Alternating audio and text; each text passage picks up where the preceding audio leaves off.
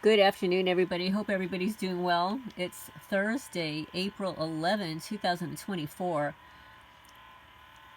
Welcome newcomers and welcome those back to my channel. I'm going to read something that I just received. It's actually dated April 11, but this letter, the journalist actually filed this letter back in December of 2023. Before I get into it, hit the thumbs up, please. This is another bombshell article by Janet Phelan. If anybody's not familiar with Janet, she is a targeted journalist here in the community. She speaks out, writes letters mostly for the activist post, although she has her own book, which I'll get into further down in this article. But I just wanted to mention that this is the article. Journalists file cease and desist letter with the CIA. Yeah. This was updated April 11, 2024, which is today. But this article is December 11, 2023, and the topic is Bioweapons, CIA, Constitution, Janet Phelan, Journalism, and Surveillance. Those are the key words. A journalist has sent a cease and desist letter to the Central Intelligence Agency citing violations of her 4th, 5th, and 14th Amendment rights. Janet Phelan, who has authored an intelligence expose entitled EXILE, as well as a book on the pandemic, At the Breaking Point of History, quote unquote, levels accusations that agents and assets of the CIA have repeatedly attacked her with unconventional chemical weapons, resulting in a health crisis and hospitalization. Phelan states that she chose to send this letter to the CIA as this is the agency that is involved in overseas surveillance and operations. Phelan filed the U.S. in 2008 and currently resides in Mexico. She states that the cease and desist letter was sent prior to filing a formal legal request for an injunction against the agency. She has also filed a Form 95 preparatory to suing under the Federal Tort Claims Act. So these are preparations for filing a lawsuit. First, you send a cease and desist letter, and then this Form 95 in preparation of filing a Tort Claims Act or a lawsuit. So you're placing somebody on notice. You are warning them. You are telling them what they have violated. They have the ability, after you send them the cease and desist letter, to actually cease and desist.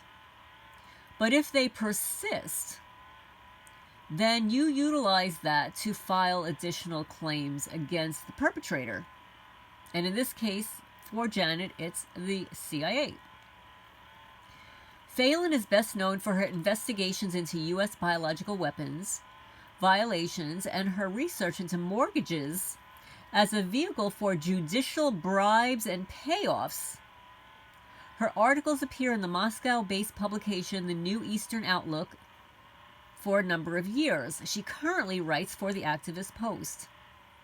Upon learning of her intent to file for a formal injunction, a lawyer who is conversant with her work on judicial corruption sputtered, quote, "But this will have to go in front of a judge, exclamation mark, unquote. Yes, it will. It will have to go before a judge.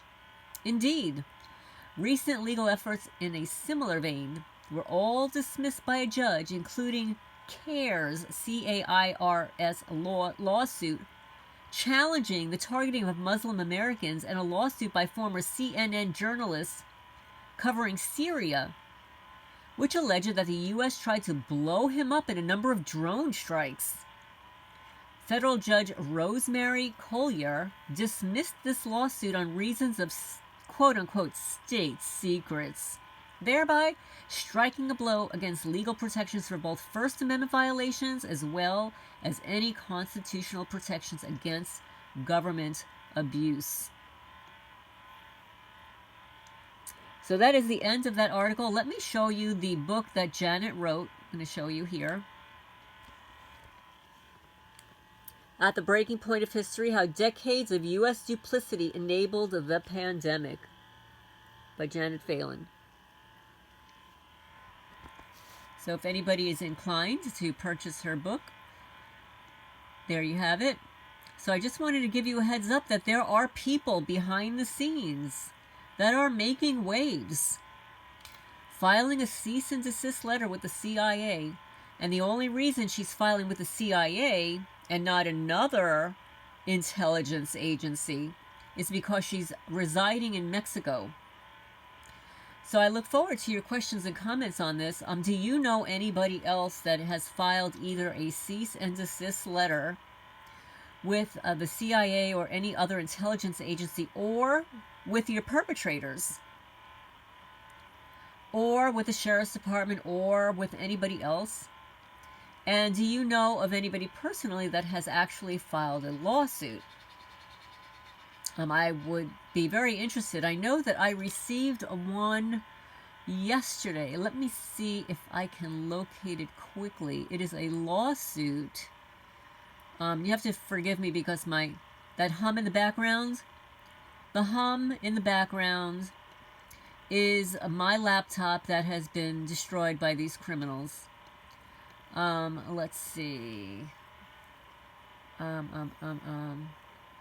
Where's that lawsuit? Oh yeah, here it is. Here's the lawsuit. So let me click on this lawsuit here.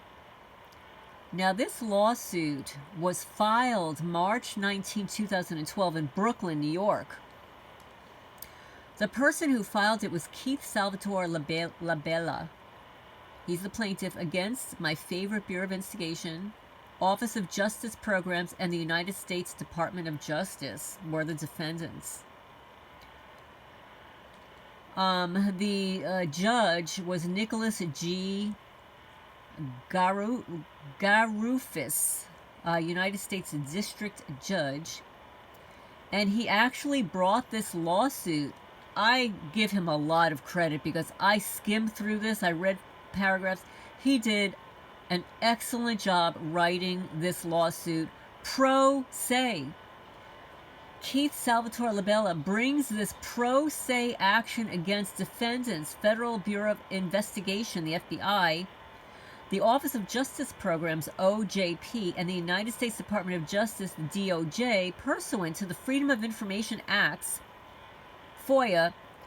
Labella seeks declaratory and injunctive relief, compelling the FBI to produce certain documents related to quote-unquote gang stalking, and compelling the OJP to produce certain data related to the Supplemental Victimization Survey to the National Crime Victimization Survey of 2006, which is, he calls it survey for short. The defendants and Labella both move for summary judgment pursuant to Rule 56 of the Federal Rules of Civil Procedure. For the reasons set forth below, defendant's motion for the summary judgment is granted, and Labella's motion for summary judgment was denied. Okay? So I'm not going to read through it. Let me see how many pages. It's 23 pages long. Anybody who has an interest in a link to this lawsuit, you'll have to email me privately at alternativehomesteading@gmail.com.